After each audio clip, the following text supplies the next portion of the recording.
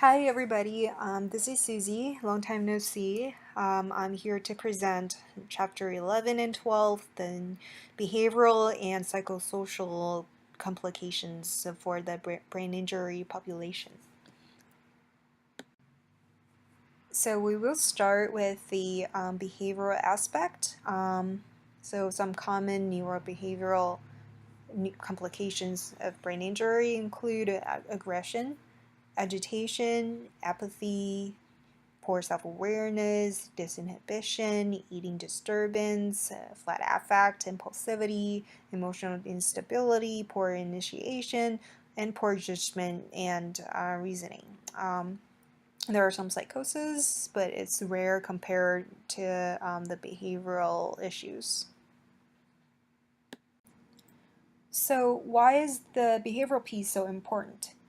The book actually used this model, the stability triangle, to explain that the three corners of the triangle, the medical stability, behavioral stability, and the participation stability, are all very important, and they interfacilitate one another during their recovery, so that we can actually use this model as a guideline to our treatment plan. So, what are the factors that may influence the type and extent of the behavioral difficulties? It can be the injury site and severity. It can be the premorbid personality characteristics, for example, the intelligence, social relationships. It can also be the current environment. For example, if there's too much stimulation, how much support and what type of support the patient is getting. Now, after talking about the what and why we intervene the behaviors, we're going to talk about how next. So there are four approaches discussed in the book. Um, there's applied behavior analysis, behavior assessment, for-term contingency, and consequence-based behavior change procedures, which is also known as learning. First, applied behavior analysis. It's a science of prediction and change of socially significant behaviors. It is to identify variables that consistently influence behaviors and to use this information to predict or promote behavior change. So, ABA is basing on the hypothesis that behavior is the outcome of the environment and in the individual interaction. And for our brain injury population, that the individual factors are pretty much preset. What we can do is we can manipulate the environmental factors in order to get the preferred behavioral outcome. Supposedly, it is an objective way to look at the behaviors in order to change it effectively. Next, we have behavior analysis, where a behavior specialist will conduct a behavior assessment through functional analysis. It can be direct or indirect.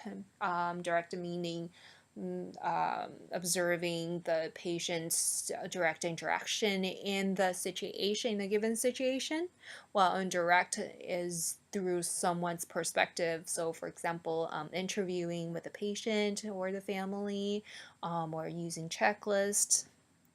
And then the specialist will define the target behavior using operational definition. Operational definition means to exactly define the behavior with a topography and intensity. Topography is a description of the physical behavior. For example, if the behavior is hitting, we want to make it very specific by saying that hitting the behavior is physical contact with another person with an open hand, and the intensity would be it's hard enough to leave a mark on the person in contact. And then the specialist will collect the data, looking at different aspects of the behavior, like, for example, the frequency, the rate, or the duration of the behavior, and then develop a plan to change the behavior effectively. And so behavior analysis is an approach to identify the purpose of a behavior in a specific situation. And the behavior specialist can identify a functional equivalent alternative, which is basically a substituting behavior that is much safer or more appropriate for the future situations. Then we have for term contingency. In this approach, there are 4 elements we have to identify. There's establishing operation, which is a variable that temporarily alters the effectiveness of the reinforcement.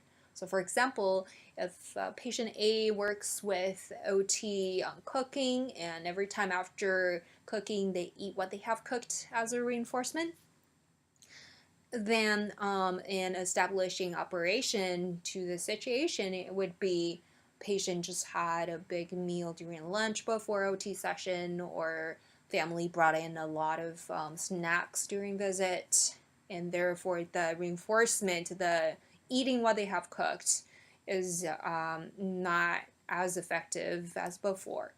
And then the discriminative stimulus is basically the trigger of the response.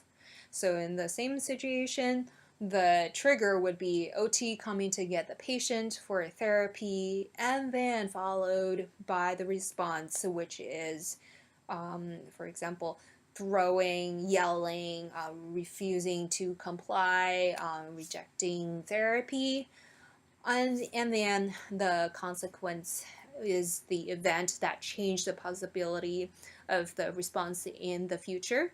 It can be reinforcement or punishment.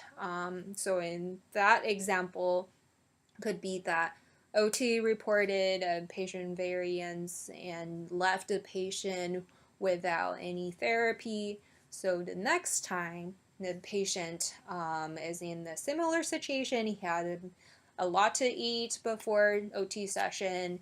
Then when the OT comes, he's more likely to present the similar behaviors, throwing, non-compliance, etc.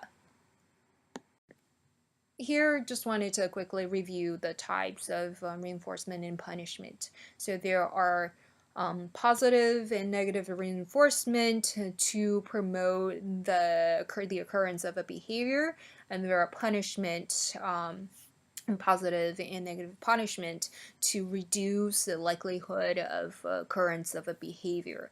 So for positive reinforcement, you give something in order to elicit that behavior. For negative reinforcement, you take away something to promote a behavior. Same thing with a punishment, positive punishment, you give them something to reduce a behavior, and then on negative punishment, you take away something to reduce a behavior. So like the horse example, giving the horse a carrot when he follows a direction is a positive reinforcement, or you can beat him less to encourage him to follow directions. Or when if the horse is pooping somewhere he's not supposed to poop at, then you can whip him in order to reduce that behavior, or you can take away his dinner as a negative punishment. And then, so punishment and reinforcement, and they can be given on the 3 different kinds of schedules: extinct, intermittent, and continuous.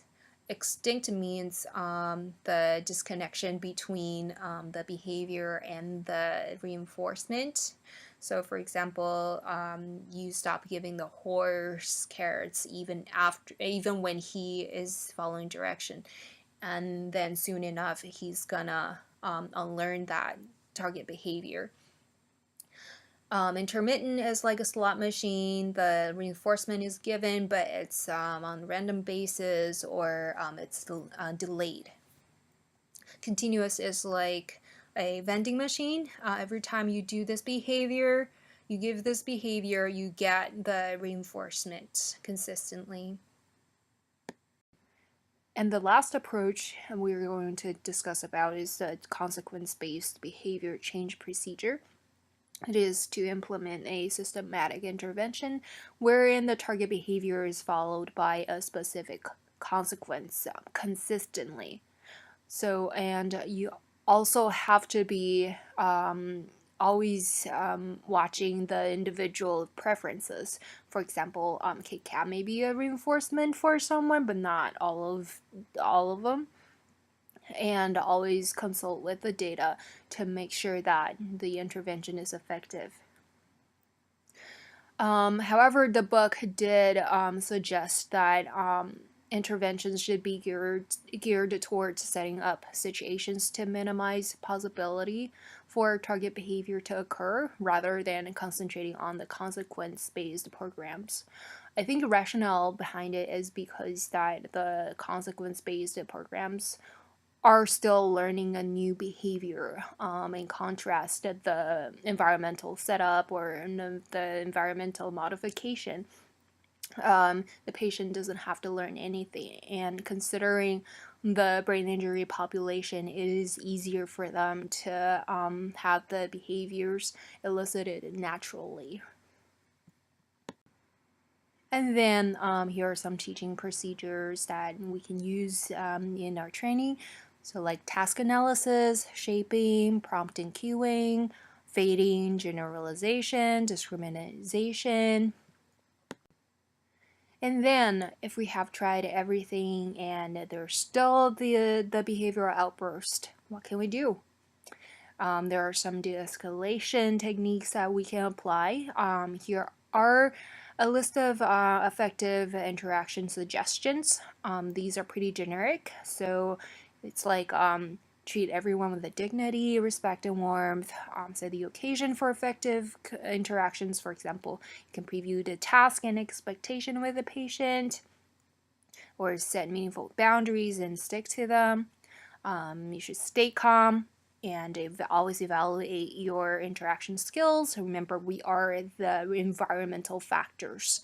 And then don't take things personally, obviously.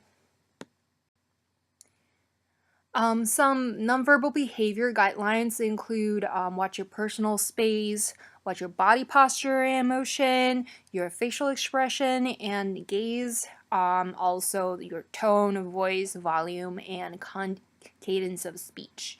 You can always slow down and speak more softly when you're in doubt. Here are some more de-escalation techniques that one can try. I have put the explanations next to the techniques. So it includes active listening, providing orientation, redirection, setting limits, withdrawing attention to unwanted behaviors, and contracting. Again, if we have tried everything, things still happen, there comes a crisis. That's when immediate risk is posed to patient or other people. In the book, it didn't go into details about the crisis intervention, but it did mention some programs out there that train staff for de-escalation and crisis intervention skills. And so we can go back to the book if we need more information.